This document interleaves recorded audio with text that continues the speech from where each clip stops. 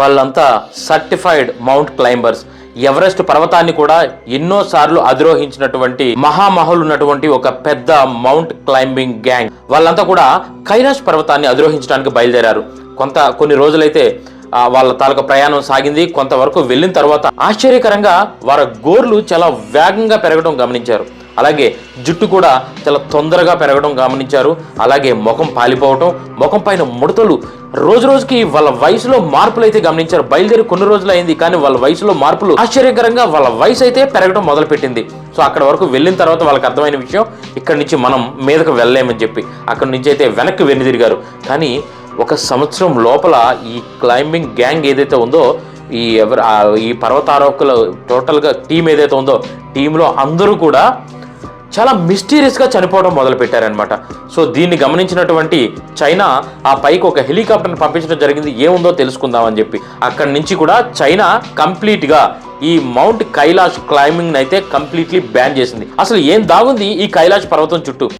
कैलाश पर्वत पर भगवान शिव पार्वती के साथ पिछले 21,000 सालों से मेडिटेट कर रहे हैं. Climb that changed mountaineering forever. Kailash पर एक हिडन शहर है. Took one strand of what is there on that mountain. You won't believe. I was almost 10 to 15 years young.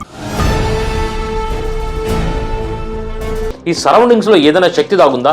కొంతమంది అంటారు ఇది ఏలియన్స్ కి సంబంధించి అని చెప్పి, కొంతమంది పైన శివుడు ఉన్నాడని చెప్పి. సో ఏంటి ఈ రెండింటిలో ఏది నిజం? అసలు కైలాష్ పర్వతం చుట్టూ దాగి ఉన్నటువంటి మిస్టరీ ఏంటి? ఆ విషయాల్ని ఈ వీడియోలో తెలుసుకునే ప్రయత్నం చేద్దాం. నేను మీ Satish, welcome to trending Telugu with Satish. Mount Kailash ఇది మౌంట్ ఎవరెస్ట్ కంటే 2200 మీటర్లు చిన్నది. యాక్చువల్గా ఇటువంటి మౌంట్ కైలాష్ పైకి ఇప్పటి వరకు ఒక్కరు మాత్రమే ఎక్కగలిగారు. అదే మౌంట్ ఎవరెస్ట్ పైకి అయితే సుమారుగా ఇప్పటికి 7,000 మంది పైకి అయితే ఎక్కి రావటం జరిగింది. ఎవరెస్ట్ కూడా ఎక్కినటువంటి పెద్ద పెద్ద మౌంట్ క్లైంబర్స్ అసలు ఈ కైలాష్ని ఎందుకు ఎక్కలేకపోతున్నారు? విషయంలోకి వెళ్ళినట్టయితే రష్యాకు సంబంధించినటువంటి ఒక ప్రముఖ పర్వతారోహకుడు, ఆయన పేరు సర్జీ. ఆయన మౌంట్ ఎవరెస్ట్ ఎక్కాలని చెప్పి ఒక షార్టెస్ట్ వేన్ అయితే ప్లాన్ చేసుకున్నారు. ఆ వేలో వెళ్ళినట్టయితే చాలా తొందరగా మౌంట్ కైలాష్ పైకి వెళ్ళొచ్చు కదా అని చెప్పి. సో ఈ క్లైంబింగ్ స్టార్ట్ చేశాడు.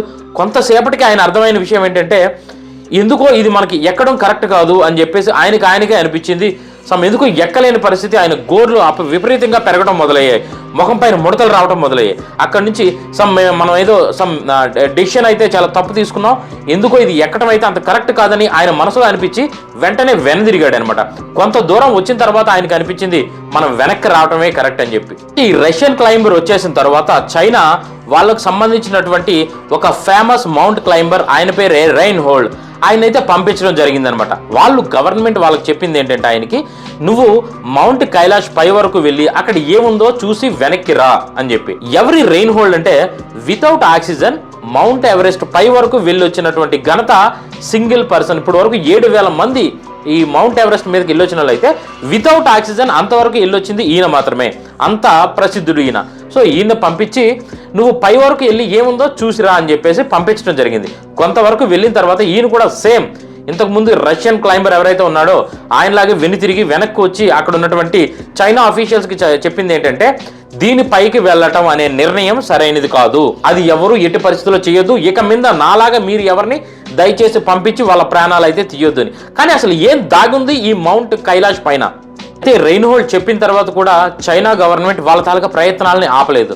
సో మనుషులు ఎక్కలేకపోయారు, కానీ మన దగ్గర టెక్నాలజీ అయితే ఉంది కదా అని చెప్పి ఒక ఆర్మీ హెలికాప్టర్ని అయితే ఆ పైకి పంపించడం జరిగింది. సో హెలికాప్టర్ని పంపించే ముందు యాక్చువల్గా అది హిమాలయస్ ఉండే ప్లేస్ కాబట్టి కంప్లీట్గా క్లైమేట్ క్లియర్గా ఉండేటట్టు చూసుకున్నారు. గాలి ఎలా ఉంది, ఎటువంటి టెంపరేచర్ ఎలా ఉంది, కంప్లీట్గా వెదర్ ఎలా ఉంది అని చెప్పేసి కంప్లీట్ కాల్కులేషన్తో పైకి హెలికాప్టర్ని అయితే పంపించడం జరిగింది. కొంతవరకు హెలికాప్టర్ పైకి వెళ్ళిన తర్వాత అక్కడ ఒకేసారిగా నల్ల మబ్బులు కమ్ముకోవడం అయితే గమనించాడు పైలట్.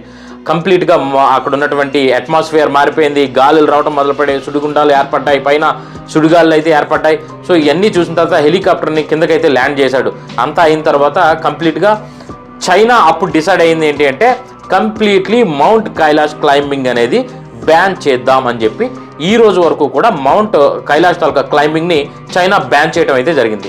దీని గురించి మీరేమనుకుంటున్నారు అంటే, కంప్లీట్గా దీనిపైన ఏదైనా అడ్వాన్స్డ్ టెక్నాలజీతో ఉన్నటువంటి ఒక సివిలైజేషన్ ఉందా, లేదంటే దేవుడు అనే వాళ్ళు ఉన్నారా, లేదంటే ఏదైనా ఏలియన్స్కి సంబంధించినటువంటి సివిలైజేషన్ పైన నివసిస్తూ ఉందా? మీరేమనుకుంటున్నారో కామెంట్ సెక్షన్లో తెలియజేయండి. ఎందుకంటే ఈ వీడియో చివరిలో కంప్లీట్గా దీనికి సంబంధించినటువంటి ఇన్ఫర్మేషన్ అయితే ఈ వీడియోలో ఇవ్వబోతున్నాం. సో మీ తాలూకా మీ అభిప్రాయాన్ని కామెంట్ సెక్షన్లో అయితే తెలియజేయండి. రెండు వీడియోలు అయితే ముందుకెళ్దాం. అయితే ఈ కంప్లీట్ మౌంట్ కైలాష్ గురించి ఈరోజు ఒక 4 పాయింట్లు అయితే నేను మీకు చెప్పబోతున్నాను. Point number 1, Geography of mount Kailash. అయితే ఈ మౌంట్ కైలాష్ ఒకప్పుడు మన కంప్లీట్గా ఇండియాలో అయితే ఉండేది. తర్వాత ఇండియా చైనా వార్ అయిన తర్వాత ఈ చైనా కొన్ని భూభాగాలను, ఇండియాకు సంబంధించినటువంటి భూభాగాలను ఆక్యుపై చేయడం అయితే జరిగింది. ఈ ఆక్యుపై చేసిన తర్వాత ఈ మౌంట్ కైలాష్ ప్రస్తుతం చైనాలో అయితే ఉండటం జరిగింది అనమాట. అయితే ఈ మౌంట్ కైలాష్కి నలువైపులా కంప్లీట్గా ఎగ్జాక్ట్ ఆపోజిట్ డైరెక్షన్లో ఒక 4 రివర్స్ అయితే ప్రవహించడం జరుగుతుంది. ఎగ్జాక్ట్గా మనకి ఈస్ట్, సౌత్, నార్త్, వెస్ట్ ఈ డైరెక్షన్స్లో కంప్లీట్ ఆపోజిట్ డైరెక్షన్లో 4 రివర్లు అయితే ఫ్లో అవడం జరుగుతుంది. అలాగే ఈ మౌంట్ కైలాష్ దగ్గరలో 2 లేక్స్ అయితే ఉన్నాయన్నమాట. అవి కూడా హైట్లో. ఒక లేక్ పేరు వచ్చేసి మానస సరోవర్, మరొక దాని పేరు వచ్చేసి రాక్షస స్థల్. ఈ మానస సరోవర్ అనేది కంప్లీట్గా హైట్లో ఉంటుందన్నమాట. సో దీనిపైన ఉన్నటువంటి వాటర్ చాలా క్రిస్టల్ క్లియర్గా మనం తాగే వాటర్ లాగే, నార్మల్ వాటర్ లాగే ఉంటుందన్నమాట. సో అక్కడ నార్మల్గా వాటర్ ఏంటంటే కంప్లీట్గా క్రిస్టల్ క్లియర్, తాగగలిగే వాటర్. సో ఇంత టెంపరేచర్లో, ఇంత మైనస్ టెంపరేచర్లో ఉన్నప్పటికీ కూడా అక్కడ ఈ రోజుకి కూడా వాటర్ గడ్డకట్టడం అనేది ఒక్కసారి కూడా జరగలేదు. సో రెండోది రాక్షస స్థల్. ఈ రెండు కూడా ఆపోజిట్గా చాలా దగ్గరలోనే ఉంటాయి. ఇక్కడ ఉన్నటువంటిది మంచినీటి వాటర్ అయితే ఇక్కడ కంప్లీట్గా సాల్టెడ్ వాటర్. అసలు కంప్లీట్గా ఒక డ్రాప్ కూడా తాగలేమన్నమాట, అంత సాల్టీగా ఉంటుంది ఆ వాటర్. సో దాంట్లో ఎటువంటి జీవి కూడా బతికే అవకాశం లేదు. సో ఈ వాటర్ కూడా ఏంటంటే అప్పటికప్పటికే ఇంకిపోవటం, అప్పటికప్పటికే మళ్ళీ అది అక్కడ ప్రొడ్యూస్ అయ్యి నార్మల్గా కనిపించడం అనేది జరుగుతుంది. దానివల్ల దీన్ని రాక్షస స్థల్ అంటే ఇంగ్లీష్లో గోస్ట్ లేక్ అని కూడా పిలవటం జరుగుతుంది అనమాట. మరొక ఇంట్రెస్టింగ్ విషయం ఏంటంటే కంప్లీట్గా మౌంట్ కైలాష్ ఏదైతే ఉందో, మౌంట్ కైలాష్ సౌత్ సైడ్ ఎక్కువగా మనకి మంచు అయితే ఎక్కువగా ఉంచడం జరుగుతుంది అనమాట. ఐస్ అనేది చాలా ఎక్కువగా ఈ సౌత్ సైడే ఉంటుంది. కానీ రెగ్యులర్గా ఎండ ఎక్కువగా పడేది కూడా ఈ సౌత్ సైడే. నార్మల్గా చూసుకున్నట్టయితే ఎండకి మంచు కరిగి అటు సైడ్ మంచు అనేది చాలా తక్కువగా ఉండాలి.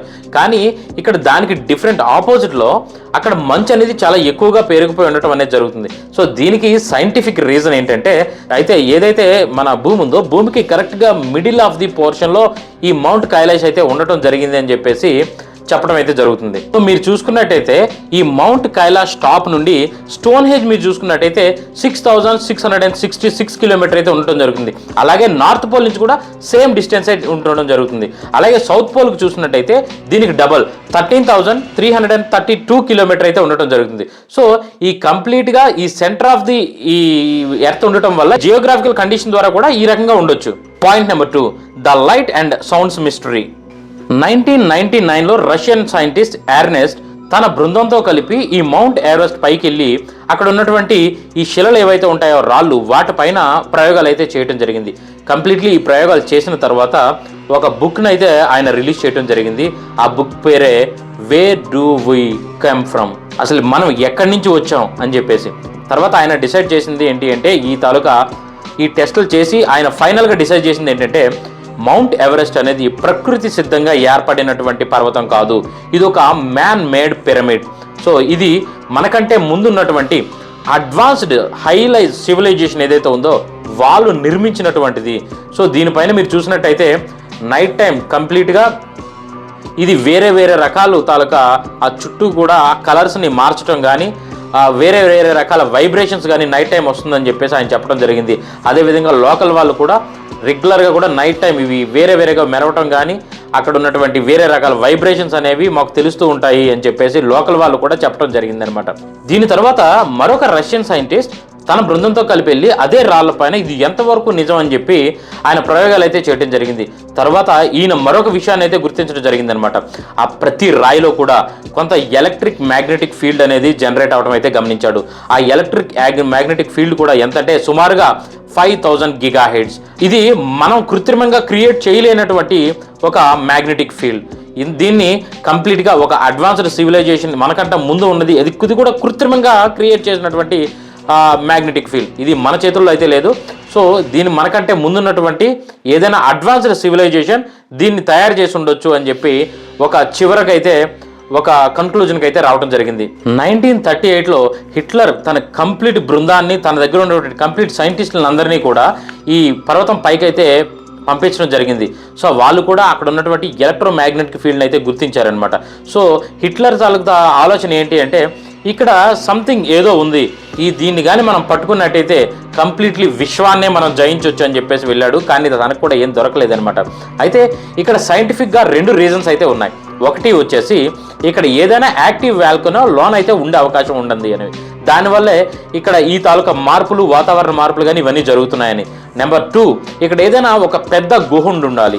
ఆ గుహ ఏంటి అంటే కంప్లీట్గా భూమి మధ్య వరకు కూడా, భూమి లోనికి కూడా వెళ్ళగలిగే ఒక గుహ ఏదైనా ఉండాలి అని చెప్పి, దానివల్ల ఈ చుట్టుపక్కల ఉన్నటువంటి ఎలక్ట్రోమాగ్నెటిక్ ఫీల్డ్ ఈ రాళ్ళకు కానీ లేదంటే వాతావరణ మార్పులు కానీ రావటం కానీ జరుగుతుందని చెప్పేసి ఒక చిన్న అంచనాకి అయితే రావటం జరిగింది. Number 3, time dilation theory.